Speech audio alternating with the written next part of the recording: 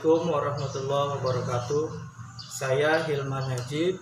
Saya adalah guru ekonomi SMA Negeri 9 Kabupaten Tangerang, Provinsi Banten. Dan saya juga adalah mahasiswa PPG dalam jabatan kategori 1 gelombang 2 tahun 2022. Pada hari ini, Selasa 13 Juni, saya akan melaksanakan ujian kinerja secara luring di SMA Negeri 9 Kabupaten Tangerang, Provinsi Banten. Praktik pembelajaran kali ini saya laksanakan pada kelas 10 IPS 1 dengan materi bank sentral. Berikut ini praktek ujian kinerja saya. Assalamualaikum warahmatullahi wabarakatuh.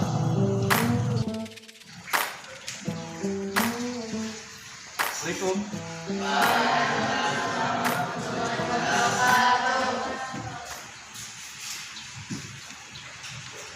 Oke, selamat berjumpa kembali dengan saya di pelajaran ekonomi ya, di kelas 10 IPS 1. Nah, sebelum kita mulai pelajaran, alangkah baiknya kita berdoa terlebih dahulu supaya kegiatan belajar mengajar kita berjalan dengan baik sampai selesai. Ketua kelas silakan dipimpin doa. Tujuan belajar lagi berdoa pada mati mulai.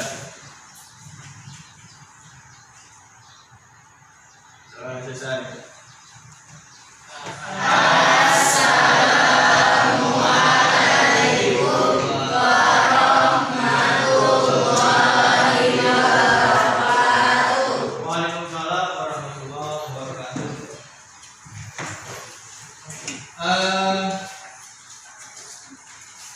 Alhamdulillah kita bisa bertemu kembali. Untuk selanjutnya saya mau cek kehadiran. Siapa yang tidak hadir hari ini? Ada semua. Ada yang berhalangan? Ada semua. Baik, terima kasih. Alhamdulillah semuanya bisa hadir, semua bisa mengikuti kegiatan belajar mengajar kita hari ini. Selanjutnya saya minta anak-anakku sekalian berdiri. Periksa baju, apakah ada yang belum rapi? Kalau yang belum rapi silakan dirapikan dahulu. Azali, masukkan bajunya, biar rapi ya. Kemudian kalau ada sampah-sampah di bawah silakan dibuang ke tempat sampah.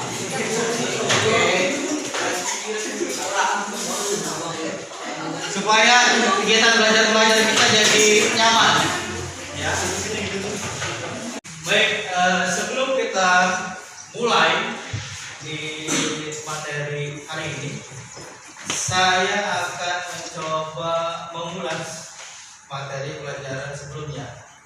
Nah, siapa yang masih ingat materi apa yang kita pelajari pada pertemuan sebelumnya? Baik, Kesia, silakan. Terbentuknya keseimbangan pasar dan struktur pasar. Terima kasih, bagus sekali. Kasih tepuk tangan dong. Terbentuknya keseimbangan pasar dan struktur pasar. Nah, di dalam materi itu ada yang namanya permintaan dan penawaran. Siapa yang tahu apa itu permintaan? Ya, Arif. Permintaan adalah sejumlah barang atau jasa yang diminta oleh konsumen dapat dibeli dalam berbagai tingkat harga pada periode tertentu. Oke.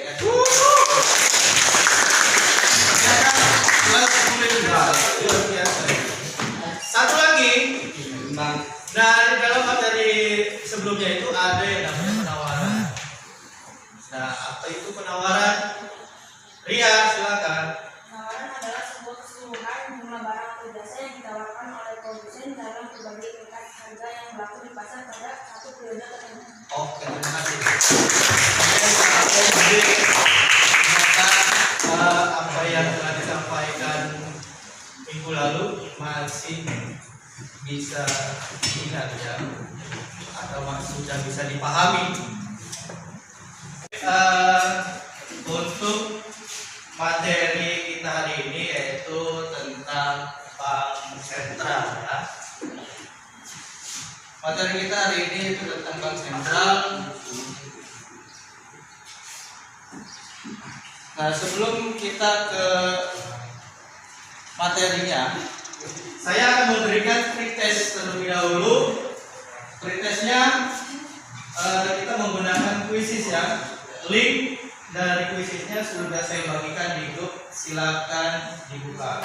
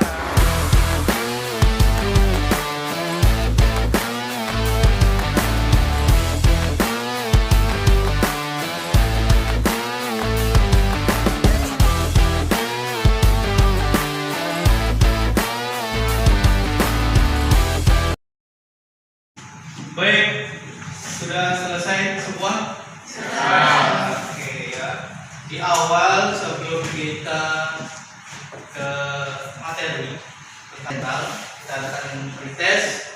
Kemudian nanti di akhir kegiatan juga kita akan mengadakan post-test dengan soal yang sama. Untuk apa post-test? Untuk sejauh mana kalian memahami materi yang akan disampaikan. Oke. Sebelum masuk ke materi, saya akan menyampaikan tujuan pembelajaran kita di pagi hari ini. Tujuan pembelajaran yang pertama, setelah menyimak video secara bank sentral, peserta didik atau siswa dapat menyimpulkan pengertian dan status bank sentral dengan benar. Yang kedua, tujuan pembelajarannya adalah setelah melakukan diskusi dengan teman kelompok, peserta didik dapat mengenal fungsi, wewenang, tugas, dan tujuan bank sentral dengan tepat dan benar. Tujuan yang ketiga, setelah melakukan diskusi dengan teman, peserta didik dapat menyimpulkan peran Bank Indonesia dalam stabilitas sistem keuangan dengan tepat. Nah, itu tujuan pembelajaran kita di materi bank sentral. Untuk selanjutnya, mari kita saksikan video pembelajaran tentang sejarah bank sentral.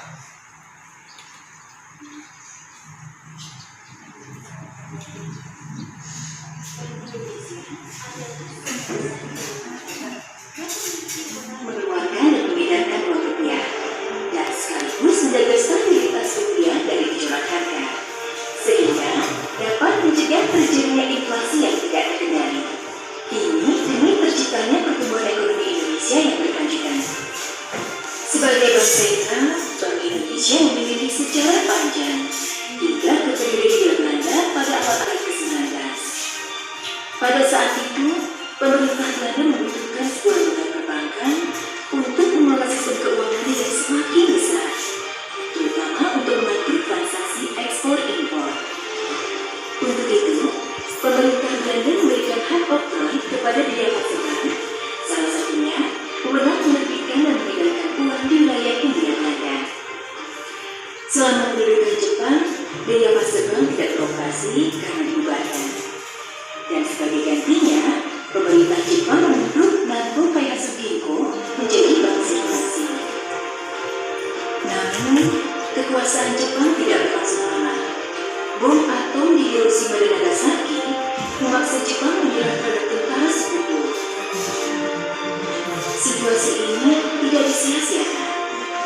Pada 17 Agustus 1945, kemerdekaan Indonesia diproklamasikan. Sementara, Belanda memanfaatkannya untuk kembali berkuasa di Indonesia. Alhasil, terjadi dualisme kekuasaan, termasuk di bidang ekonomi.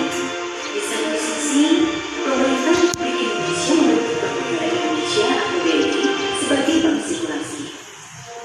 Di sisi lain, Belanda mengaktifkan kembali Daya Paseban dan membuka kantor cabangnya di sejumlah kota.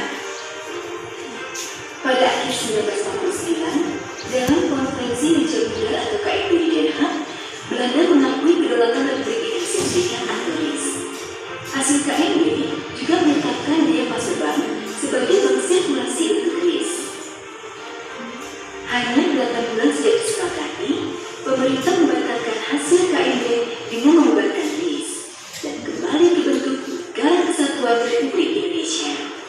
Gagasan untuk menasionalisasi perusahaan-perusahaan milik Belanda muncul, terutama yang menyangkut kepentingan rakyat. Salah satunya Daya Paseban.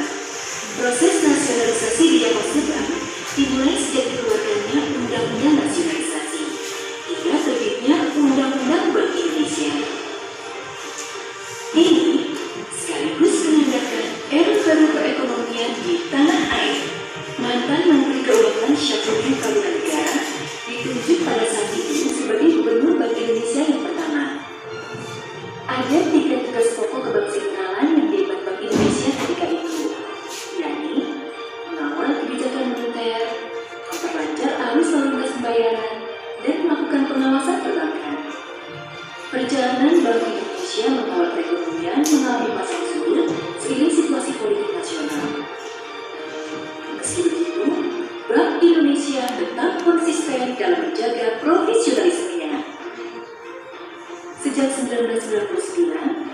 Indonesia menjadi bank negara yang independen pada akhir tahun 2013. Oke, ya itu tadi video tentang sejarah Bank Indonesia. Di mana Bank Indonesia itu adalah bank sentral yang ada di Indonesia. Nah, yang berikutnya, setelah kalian mengamati video tadi, siapa yang bisa mengaitkan penayangan video tadi dengan gambar yang pertama ini? Gambar yang pertama ini ya, Bank Indonesia. Siapa yang bisa? Saya, Ya, mungkin silakan. Bank Sentral Indonesia dimulai pada saat pemerintah Hindia Belanda mendirikan The Japanese Yen sebagai bank sirkulasi di Hindia Belanda pada 24 Januari 1828. Oke, kasih tepuk tangan. Baik, yang selanjutnya, siapa yang bisa mengaitkan tayangan video tadi dengan gambar yang kedua? Ini ada gedung dan ada OJK. Siapa yang bisa? Silakan. Iya, saya. Tugas Bank Indonesia di dalam mengatur dan mengawasi bank mulai 1 Januari 2014 dialihkan kepada OJK menurut Undang-Undang Nomor 21 Tahun 2011. OJK adalah lembaga yang independen dan bebas dari campur tugas pilihan lainnya, yang mempunyai fungsi, tugas, dan wewenang pengaturan, pengawasan, pemeriksaan, dan penyelidikan sebagaimana dimaksud dalam Undang-Undang OJK. Baik, setelah Sadia dan Mukli tadi mengaitkan penampilan video dengan gambar, yang berikutnya mari kita membuat kelompok. Nah, kita buat kelompok 4 kelompok, di mana nama kelompoknya adalah, karena kita sedang di materi bank sentral, kita namakan bank-bank kelompoknya dengan nama bank. 1 Bank BRI, 2 Bank Mandiri, 3 Bank BCA, 4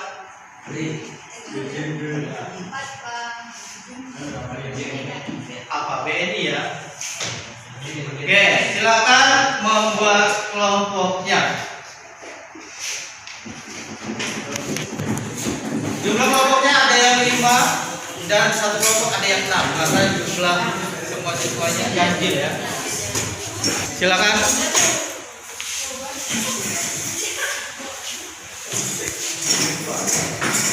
Mejanya digabungkan saja.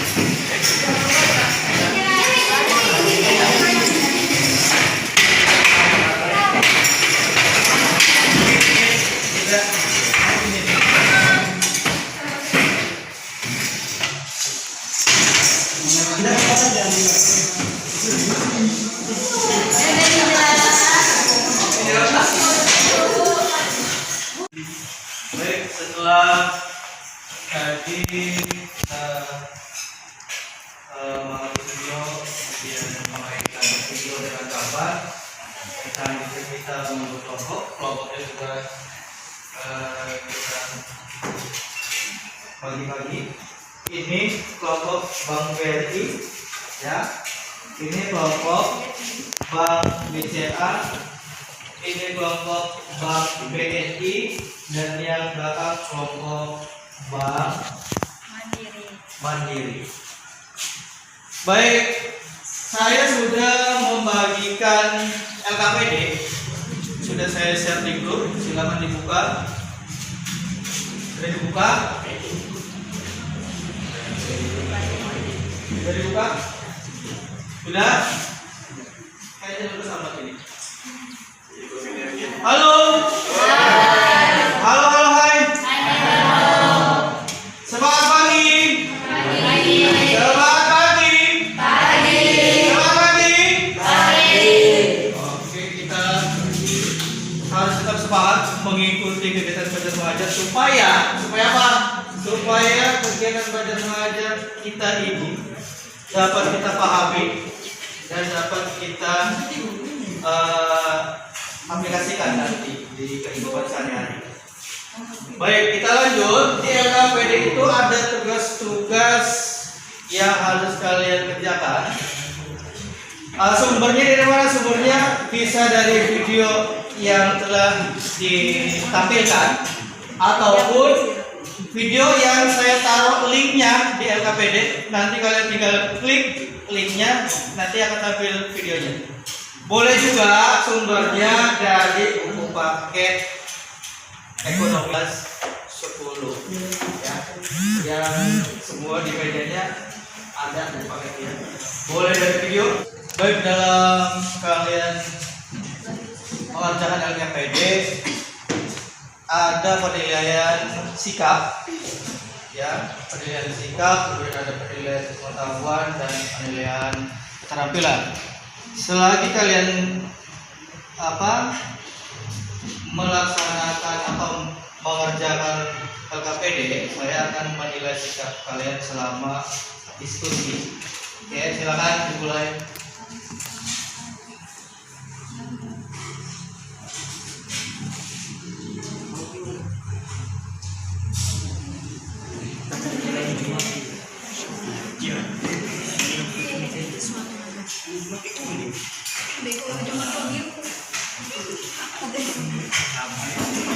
Jadi apa Pak?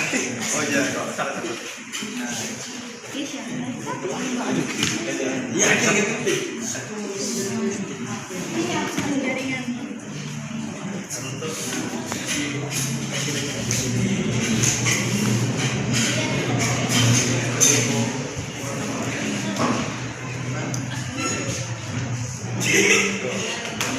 Apa?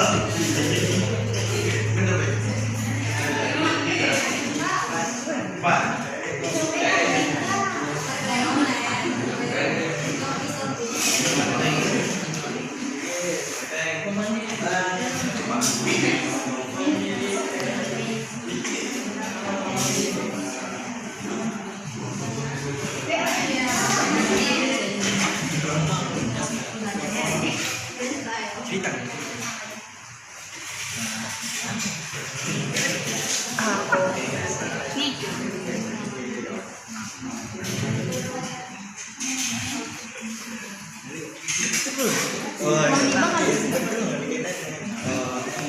Ngawasi Indonesia.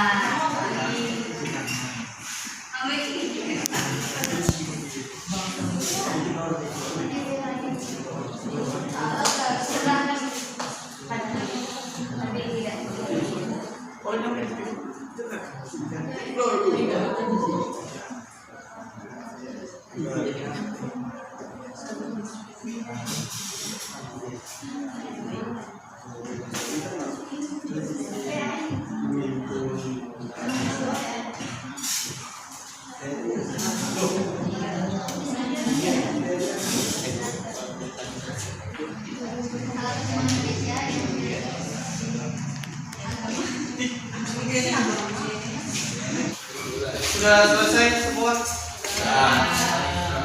Setelah kalian membuat presentasi yang telah kalian diskusikan setiap kelompoknya, yang berikutnya adalah kalian mempresentasikan. Presentasi ini dilakukan tidak semua anggota kelompok maju ke depan ya, tapi perwakilan saja. Satu yang menjelaskan dan yang kedua yang menjadi operator untuk mengoperasikan laptop. Siapa yang pertama? Kelompok mana yang pertama? Baik, kelompoknya Kesia, yaitu kelompok Bank BRI. Silakan. Assalamualaikum warahmatullahi wabarakatuh. Waalaikumsalam warahmatullahi wabarakatuh. Saya perwakilan dari kelompok BRI akan menjelaskan hasil dari diskusi kami mengenai apa itu bank sentral, pengertian, tugas, peran, dan wewenang bank sentral. Pengertian: bank sentral atau bank pusat di suatu negara pada umumnya adalah sebuah instansi yang bertanggung jawab atas kebijakan moneter di wilayah negara tersebut. Bank sentral berusaha untuk menjaga stabilitas nilai mata uang, stabilitas sektor perbankan, dan sistem finansial secara keseluruhan. Tugasnya: 1. Menetapkan dan melaksanakan kebijakan moneter. Bank Indonesia BI mengatur jumlah uang yang beredar melalui kebijakan moneter. Caranya yaitu Bank Indonesia menetapkan sasaran moneter dengan memperhatikan sasaran, stabilisasi, dan melakukan pengendalian moneter. Kebijakan moneter ini menggunakan 4 instrumen, yaitu operasi pasar terbuka, tingkat diskonto, cadangan wajib minimum, dan pengaturan kredit atau pembiayaan, baik secara konvensional maupun secara syariah. Demikian hasil diskusi kami yang sudah dijelaskan. Kurang lebihnya saya mohon maaf. Bila ada pertanyaan. Ada pertanyaan tidak? Tidak ada. Tidak ada. Kalau tidak ada, saya ucapkan terima kasih dan wassalamualaikum warahmatullahi wabarakatuh. Waalaikumsalam.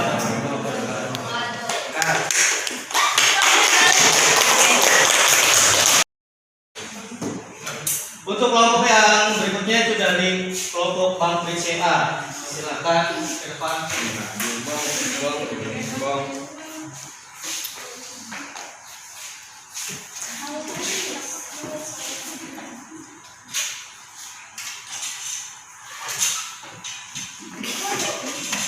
Assalamualaikum warahmatullahi wabarakatuh.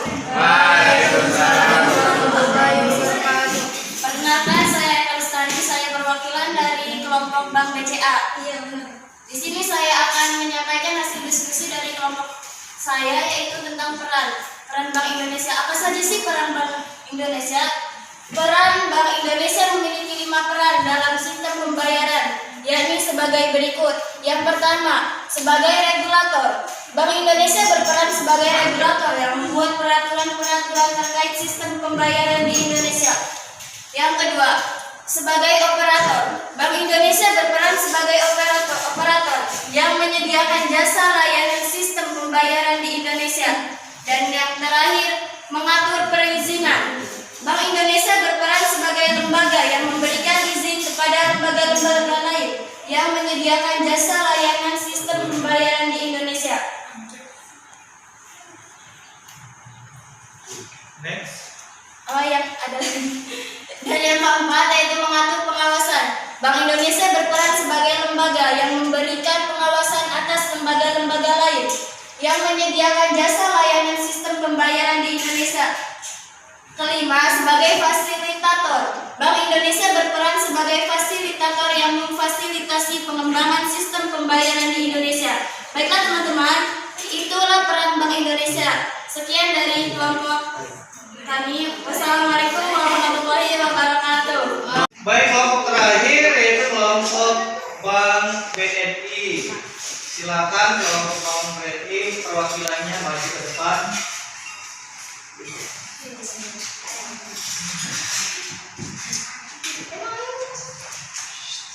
Assalamualaikum warahmatullahi wabarakatuh. Waalaikumsalam warahmatullahi Wabarakatuh. Perkenalkan, saya Ida Ruwaida. Saya perwakilan dari Bank BNI akan menjelaskan tentang wewenang Bank Indonesia. Apa saja sih wewenang Bank Indonesia? Yakni 1. Menjual dan membeli surat berharga pemerintah. Yang kedua, menentukan tingkat diskon. 3. Mengatur cadangan wajib minimum. Yang keempat, mengatur kredit. Yang kelima, membuat aturan standar dan prosedur dalam peredaran uang. Yang keenam, mengawasi kegiatan lembaga keuangan. Yang ketujuh, mengakses informasi mengenai stabilitas keuangan. Ya, dan yang ke-8 sebagai leader of the last resort. Terima kasih. Sekian dari kelompok kami. Wassalamualaikum warahmatullahi wabarakatuh.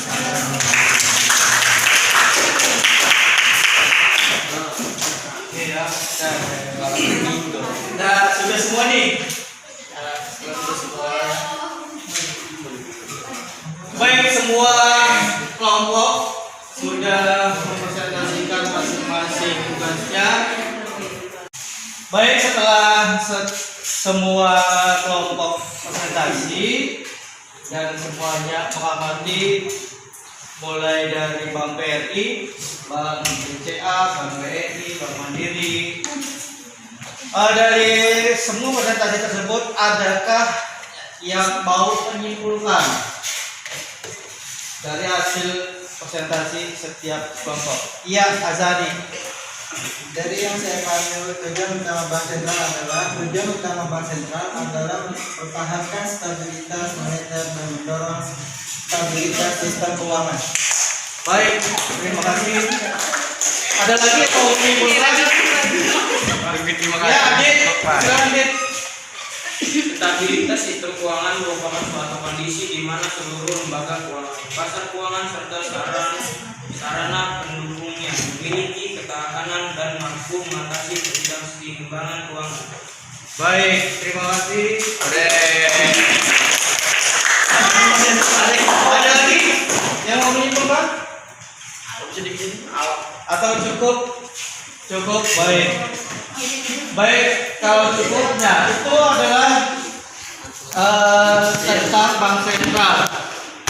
Berarti kalian sudah paham apa itu Bank Sentral, pengertian mulai dari pengertiannya, kemudian mulai dari peran, tugas, wewenang dari Bank Sentral telah kalian pelajari semua. Ya. Baik, bagaimana pembelajaran hari ini? Seru, Pak. Seru. Apa? Iya, Apa yang bikin seru? Belajarnya menggunakan laptop. Menggunakan laptop, Menggunakan video. menaikkan video, ya. Kemudian Dan sebagainya. menggunakan Kuis. gitu ya. Jadi pembelajarannya tidak monoton ya. Teman-teman. Baik. Kemudian pertama kita sebelum materi dimulai itu kan ada kuis ya, pretest. Nah, di akhir ini kita ada juga kuis, kita sebut dengan post test. Jadi sejauh mana kalian memahami materi yang telah disampaikan, maka kita lakukan post test. Linknya akan saya bagikan di grup ya. Sudah masuk semua? Sudah. Oke, saya mulai ya. Buka di kafe kami.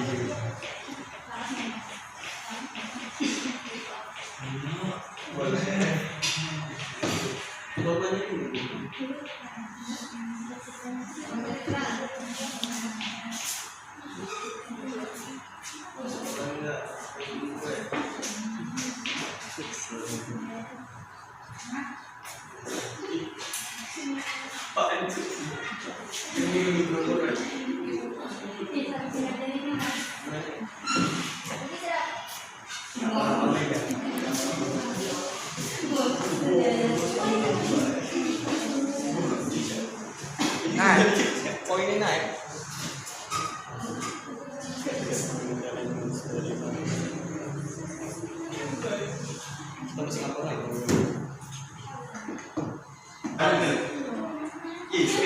Oke, semua sudah selesai ya? Sudah. Oke, baik. Rangkaian demi rangkaian prosedur pelajaran kita telah kita lewati, termasuk di akhir tentang kuis juga sudah dilaksanakan.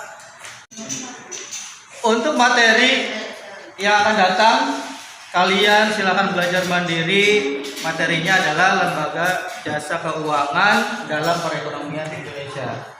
Itu ya materi kita yang akan datang. Silakan kalian pelajari. Boleh. Alangkah lebih baiknya kita berdoa terlebih dahulu supaya apa yang telah kita pelajari dapat bermanfaat bagi kita semua. Dan nanti setelah pembelajaran ini selesai semua, kalian masih diberikan kesehatan dan hati-hati di jalan. Silakan ketua kelas pimpin doa. Siap, gerak. Sebelum pulang, mari kita berdoa dengan hati. Mulai. Doa selesai.